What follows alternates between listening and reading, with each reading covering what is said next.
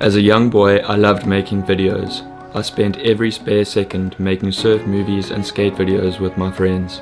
I then went off to uni to study accounting, at which point I got a loan from my grandparents to buy a car. When they visited me, however, they were less than impressed when they realized I'd invested the money in camera gear.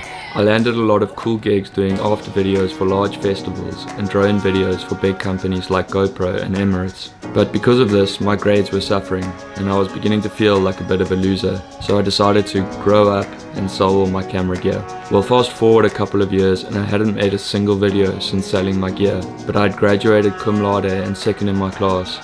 I had a master's in finance from UCL and landed a top job in London at the world's leading brand strategy consulting firm. At this point, I'd achieved most of the things I was told I would need to live a good life, but I was dead on the inside, and in July last year I fell into the deepest, darkest depression. It was at this point when I knew things needed to change, but I would be lying if I said I just snapped out of it.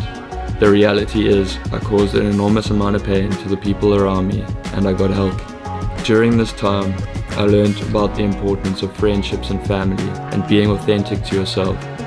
I also began to acknowledge that killing my creativity nearly killed me, and that my best chance of finding meaning in this life would be to embrace that creative, free child inside me, who I had abandoned those years back. So I quit my job and moved back home to South Africa. I rented a surf shack right on the beach and bought an old Toyota SUV and spent the rest on camera gear.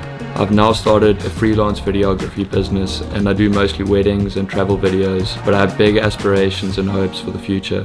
I now more than ever appreciate the fact that this life I have been given is not a rehearsal for some future life, and I constantly remind myself to drop the act and strive for authenticity rather than applause.